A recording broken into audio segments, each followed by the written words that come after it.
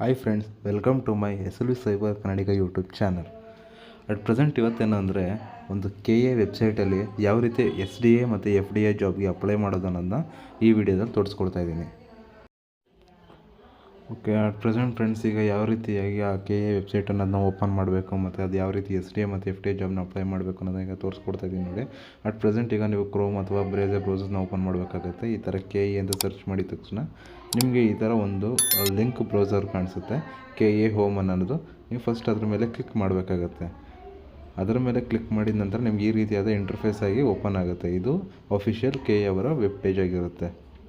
ಇದರಲ್ಲಿ ನೀವು ಕನ್ನಡ ಆಗಿರ್ಬೋದು ಮತ್ತು ಇಂಗ್ಲೀಷ್ ಆಗಿರೋದು ಲ್ಯಾಂಗ್ವೇಜ್ನ ಚೇಂಜ್ ಮಾಡಿಕೊಂಡು ನಿಮಗೆ ಸೂಟಬಲ್ ಆಗಿರೋ ಲ್ಯಾಂಗ್ವೇಜಲ್ಲಿ ನೀವು ಅಪ್ಲೈ ಮಾಡ್ಬೋದಾಗುತ್ತೆ. ಅಲ್ಲಿ ರಿಕ್ವೈರ್ಮೆಂಟ್ಸ್ ಅಂತ ಇದೆಯಲ್ವಾ, ಅಲ್ಲಿ HK ಮತ್ತು ನಾನ್ HK ಅಂತ ಇದೆ ನೋಡಿ. ಇದು ವೇರಿಯಸ್ ಡಿಪಾರ್ಟ್ಮೆಂಟ್, ಅಂದರೆ ವಿವಿಧ ಹುದ್ದೆಗಳಿಗೆ ಅಪ್ಲೈ ಮಾಡೋವಂಥದ್ದು. ಈಗ ನಾನು ನಾನ್ HK ಸೆಲೆಕ್ಟ್ ಮಾಡಿದ್ದೀನಿ. ಓಕೆನಾ. ನಾನ್ HKದಲ್ಲಿ ಏನು ಅಂದರೆ ಅಟ್ ಪ್ರೆಸೆಂಟು ಎಲ್ಲ ಬೆಂಗಳೂರು ಅರ್ಬನ್ಸ್ ಮತ್ತು ಬೆಂಗಳೂರು ರೂರಲ್ಸ್ ಎಲ್ಲರೂ ಅಪ್ಲೈ ಮಾಡ್ಬೋದು. ಆದರೆ HK ಅಂತ ಬಂದಾಗ ಪ್ರೆಸೆಂಟಾಗಿ ಯಾದಗಿರಿ ಅವರು ಮತ್ತು ಗುಲ್ಬರ್ಗ ಈ ಥರ ಡಿಸ್ಟ್ರಿಕ್ ಅವರು HKಗೆ ಅಪ್ಲೈ ಮಾಡಬೇಕಾಗುತ್ತೆ ಫ್ರೆಂಡ್ಸ್.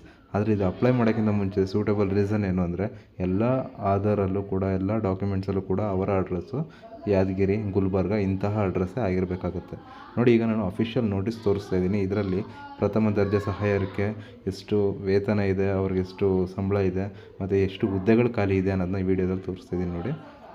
ಓಕೆ, ಅಟ್ ಪ್ರೆಸೆಂಟ್ ಇವಾಗ ನೋಡಿ, ಪ್ರಥಮ ದರ್ಜೆ ಸಹಾಯಕರು ಇದಕ್ಕೆ 44,425 ಹಾಗೂ ಇದರಿಂದ ಹಿಡಿದು 83,900 ಇದು ಅವರ ವೇತನಗಳಾಗಿರುತ್ತೆ.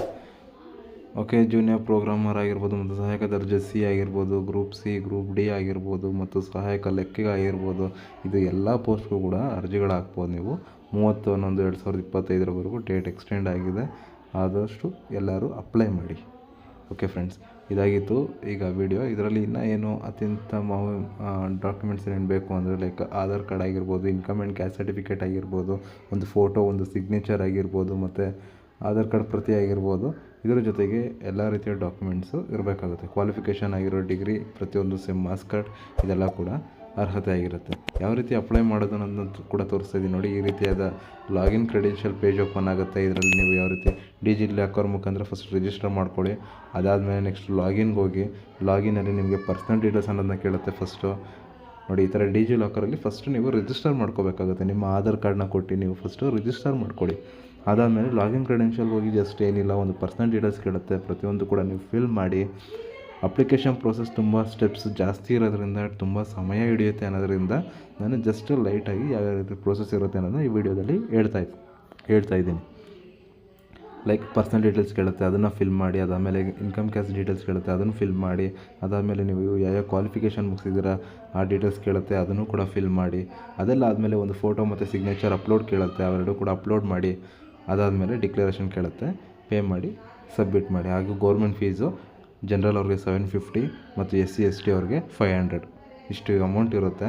ಇದನ್ನು ನೀವು ಪೇ ಮಾಡಬೇಕಾಗತ್ತೆ. ಇದು ಅಪ್ಲಿಕೇಶನ್ನ ಪ್ರೋಸೆಸ್. ಈಗ ಬೆಂಗಳೂರು ಅಭಿವೃದ್ಧಿ ಪ್ರಾಧಿಕಾರದಲ್ಲಿ ಯಾವ ರೀತಿಯಾಗಿ ನೇರ ನೇಮಕಾತಿಗಳಿಗೆ ಎಷ್ಟು ಹುದ್ದೆಗಳು ಖಾಲಿ ಇವೆ ಹಾಗೂ ಎಷ್ಟು ರಿಸರ್ವೇಷನ್ಗಳು ಖಾಲಿ ಇವೆ ಮತ್ತು ಯಾವ ಕ್ಯಾಟಗರಿಯವ್ರಿಗೆ ರಿಸರ್ವೇಷನ್ ಇದೆ ಅನ್ನೋದನ್ನ ಈ ಟೇಬಲಲ್ಲಿ ತೋರಿಸಿದ್ದಾರೆ. ಓಕೆ, ಈ ರೀತಿಯಾಗಿ ಪ್ರಥಮ ದರ್ಜೆ ಸಹಾಯಕರಿಗೆ ಬರೀ 4 ಹುದ್ದೆಗಳು ಖಾಲಿ ಇವೆ ಹಾಗೂ ದ್ವಿತೀಯ ದರ್ಜೆ ಸಹಾಯಕರಿಗೆ ಕೂಡ ಅಷ್ಟೇ ಇದೆ. ಲೈಕ್ 2 ಪೋಸ್ಟ್ ಎಕ್ಸ್ಟ್ರಾ ಇರ್ಬೋದು ಅಷ್ಟೇ. ಬಟ್ ಯಾವುದು ಅಂದರೆ ನಿಮ್ಮ ಕ್ವಾಲಿಫಿಕೇಷನ್ಗೆ ಯಾವುದು ಸರಿ ಅನಿಸುತ್ತೋ ಅದನ್ನು ಅಪ್ಲೈ ಮಾಡಿ. ಇದಾಗಿತ್ತು ಇವತ್ತಿನ ವಿಡಿಯೋ ಫ್ರೆಂಡ್ಸ್. ಆದಷ್ಟು ಇದೇ ಥರ ವಿಡಿಯೋ ಬರ್ತಾ ಇರುತ್ತೆ. ಲೈಕ್ ಮಾಡಿ, ಶೇರ್ ಮಾಡಿ, ಸಬ್ಸ್ಕ್ರೈಬ್ ಮಾಡಿ. Thank you.